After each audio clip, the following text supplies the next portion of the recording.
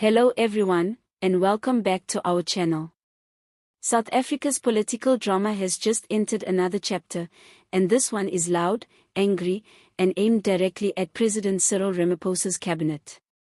The ANC Youth League, never shy to speak its mind, has called for several Democratic Alliance ministers to be kicked out of government. Yes, you heard that right, the Youth League is basically telling Ramaphosa, fire them now, or risk losing the people's trust. Now, let's unpack what's happening here, because this isn't just about cabinet reshuffles or angry press statements. This is about the very survival of the coalition government, the so-called government of national unity, that was stitched together to stabilize leadership after the chaotic 2024 elections. The Youth League didn't mince its words. In an explosive statement, spokesperson Zama Khumalo accused DA ministers of stalling, blocking, and outright undermining government programs. According to the Youth League, this is not about bureaucratic delays or admin hiccups, it's about political sabotage. They say the DA is more interested in tripping up the ANC than serving the people. And here comes the punchline. Khumalo even suggested that DA ministers are betraying the very voters who entrusted the ANC to lead, by working against national reform while sitting in cushy cabinet seats. Ouch. That's the kind of criticism that doesn't just sting, it lingers. But let's be honest, this is not coming out of nowhere.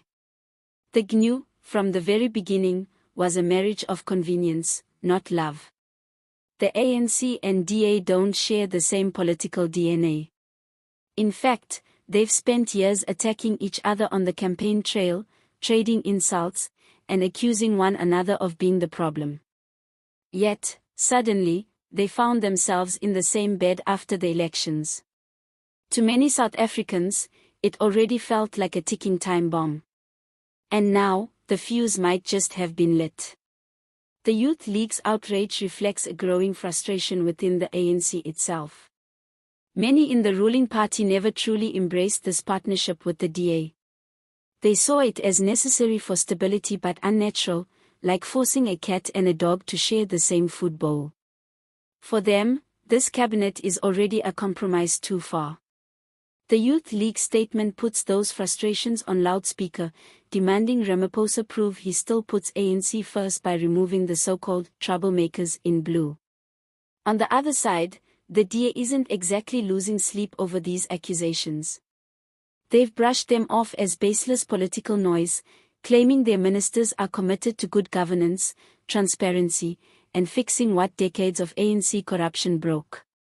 They argue that South Africans need honesty and accountability more than ever, and that the DA is delivering just that. If anything, they're painting the Youth League statement as proof that the ANC cannot handle criticism or partnership. And here's where it gets interesting, social media has exploded with debate.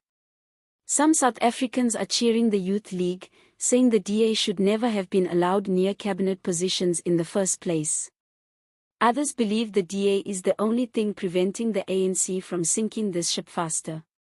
Then, of course, there are the conspiracy theorists who believe this was Ramaphosa's plan all along, to let the DA take the blame when things don't improve, then push them out before 2026 local elections. So, what does this mean for the future of the coalition? Is it the beginning of the end? Well, history suggests that coalitions in South Africa rarely end with hugs and handshakes. We've seen municipalities fall apart, mayors recalled, councils collapse, and service delivery grind to a halt because parties simply couldn't work together. If this is the national version of those messy divorces, buckle up, it's going to be chaotic. But we must also consider the timing.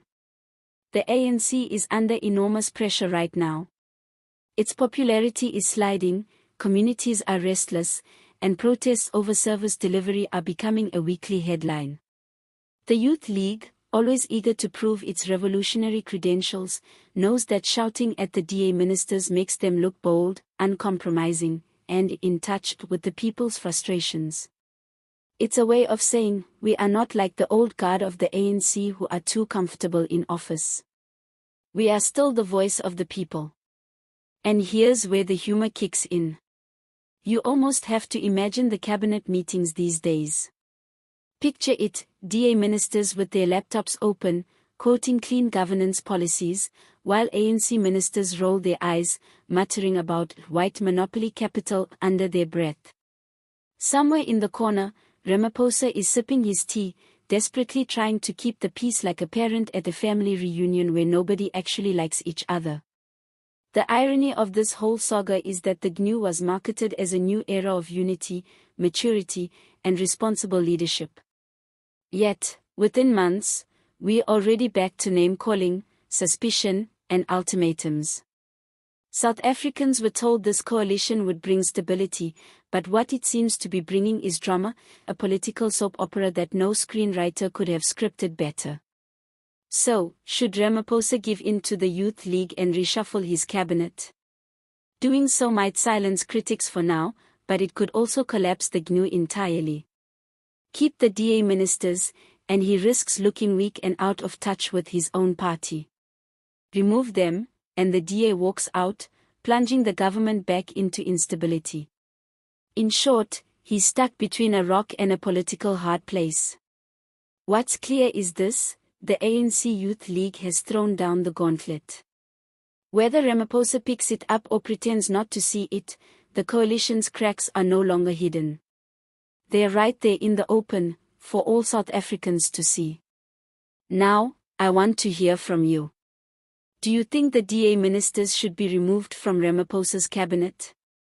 Or do you believe the Youth League is just stirring trouble to score political points? Can this coalition actually survive until the next election, or are we watching its slow and inevitable collapse? Drop your thoughts in the comments below, and let's get the debate going. Don't forget to like this video if you found it insightful, subscribe to our channel for more deep dives into South Africa's political drama, and share this with someone who loves a good political plot twist. That's it for today's breakdown. The ANC Youth League has spoken, the DA is standing firm, and the country is left wondering who blinks first. One thing's for sure, the future of South Africa's so-called unity government is anything but certain. Thanks for watching, and as always, see you next time.